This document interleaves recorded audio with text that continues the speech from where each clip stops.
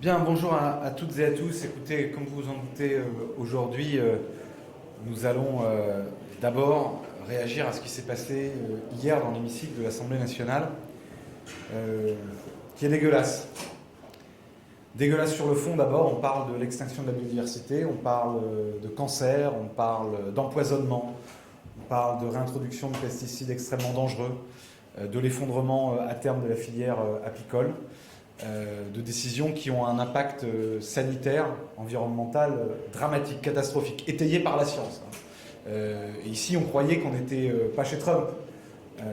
Et donc de voir à ce point la ministre, le rapporteur, des membres de la majorité, bien timides hier d'ailleurs, beaucoup d'entre eux n'étaient pas là, nier la réalité scientifique, nier la réalité sanitaire, des conséquences du choix politique qui a été fait hier. Voilà, je n'ai pas d'autre mot que celui de dégueulasse. Parce que ça aura des conséquences.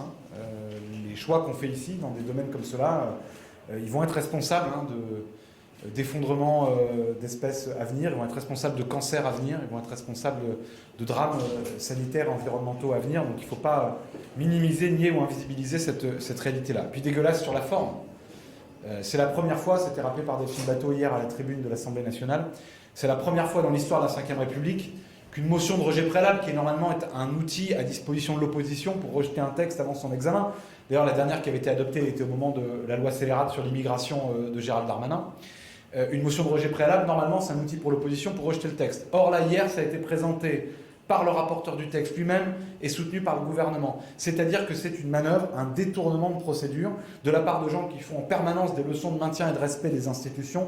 Là aussi, il y a quelque chose de dégueulasse qui affaiblit la bonne lisibilité de nos institutions, la confiance dans les institutions démocratiques de la part de nos concitoyens. Ils le font parce que, contrairement à ce qu'ils racontent, on aura peut-être l'occasion de déconstruire avec vous toutes les fake news qu'on a entendues sur une prétendue obstruction. La présidente Châtelain a rappelé hier 40 amendements par député du groupe écologiste et social. C'est rien du tout. Si on avait voulu faire de l'obstruction, on aurait pu la faire.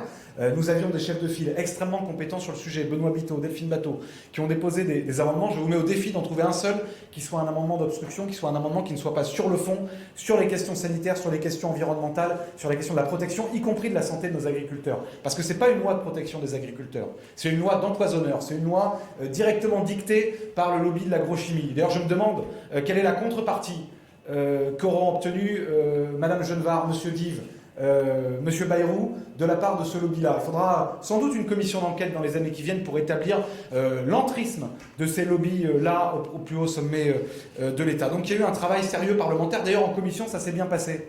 Mais ce récit sur l'obstruction, il était construit dès avant même l'examen en commission par Annie Genevard. Donc tout ça a été totalement ridicule. Ils ont voté cette motion de rejet parce qu'ils ont eu peur du débat démocratique, peur de la solidité de nos arguments sur le fond, peur surtout du réveil des consciences et de la mobilisation citoyenne autour de cet enjeu de santé publique majeur. Eh bien nous ne nous arrêterons pas là, nous ne baissons pas les bras, il y aura un examen en CMP, le texte reviendra, nous utiliserons évidemment les outils démocratiques et parlementaires nécessaires et nous en appelons, évidemment dans le respect d'organisation des uns et des autres, nous en appelons à une vaste mobilisation citoyenne, populaire, pour interpeller les élus qui ont fait des choix dramatiques. Nous sommes ici nombreuses et nombreux à être des parents.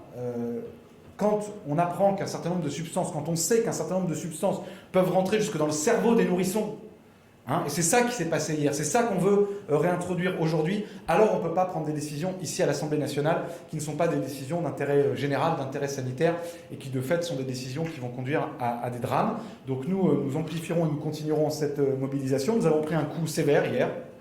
C'est une défaite lourde. On ne s'attendait pas à un tel cynisme, à un tel déni de la démocratie, des institutions, à une telle manœuvre. Mais vous le savez, les écologistes ont toujours fait preuve de résilience et de combativité.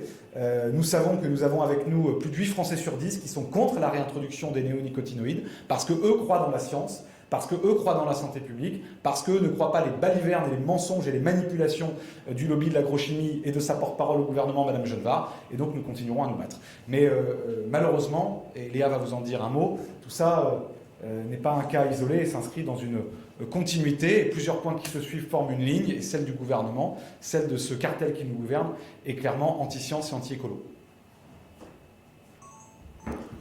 Merci Benjamin. Effectivement, pas l'examen, mais le passage en force de la loi Duplon dans sa version la plus anti-science, la plus dangereuse pour les agricultrices et les agriculteurs eux-mêmes, c'est la continuité d'un travail de sape, de ce que le gouvernement avait essayé de faire au début du mandat Macron et de ce que les associations avaient essayé d'obtenir.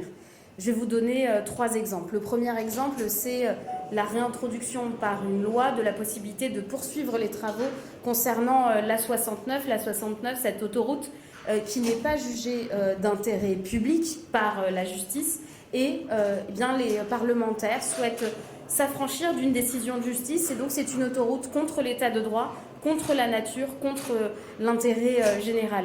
Le deuxième backlash écologiste, c'est la loi simplification dont nous avions beaucoup parlé il y a quelques semaines et qui va revenir en débat à l'Assemblée nationale avec la suppression de la ZFE, la suppression aussi d'organisations qui nous permettent d'avoir la science comme appui pour prendre nos décisions publiques. Et le troisième exemple, peut-être pour vous donner une ambiance particulière, celle que subissent les menaces que subissent les associations, notamment l'association Bloom, qui défend les fonds marins. Cette association dont la présidente Claire Nouvian fait l'objet de menaces lors d'une projection d'un documentaire il y a quelques jours, eh bien, ces associations sont menacées.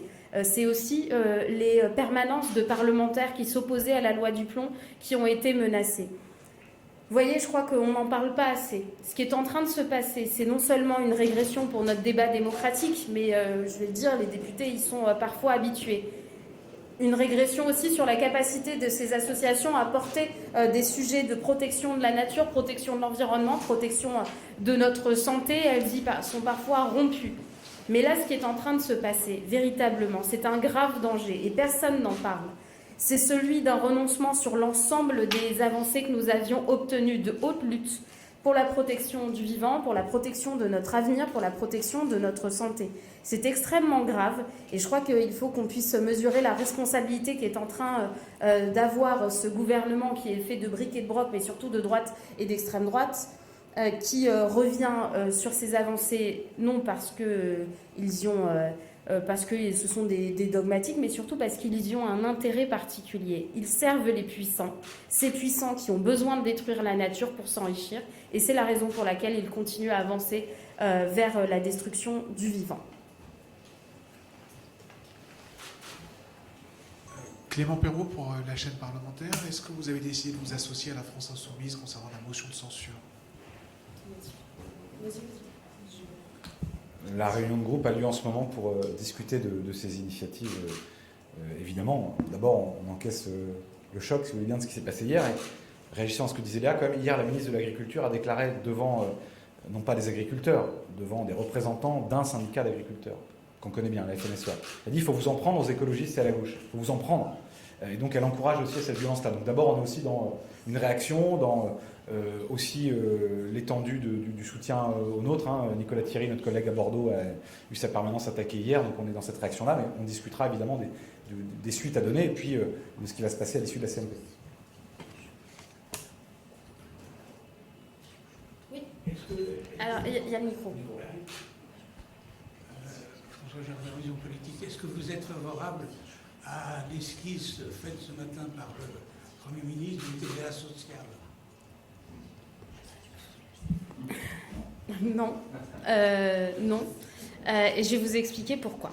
Je crois que là, c'est vraiment de l'amateurisme, voire de l'imbécilité. C'est qu'on a un Premier ministre qui nous explique que nous avons un déficit à résorber. Sur ce point, nous sommes d'accord. Et qu'il faut aller chercher des ressources nouvelles. Sur ce point, nous pourrions être d'accord également. Mais ces ressources nouvelles, nous les connaissons. Nous en avons fait déjà la démonstration. Elles existent, c'est la taxe Zuckman, notamment.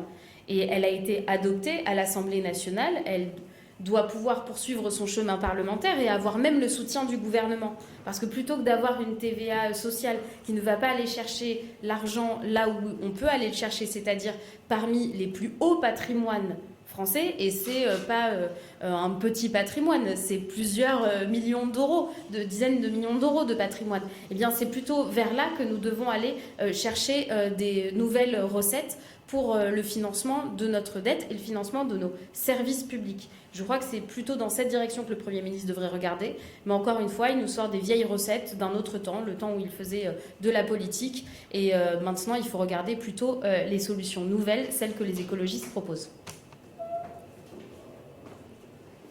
D'autres questions ? Merci.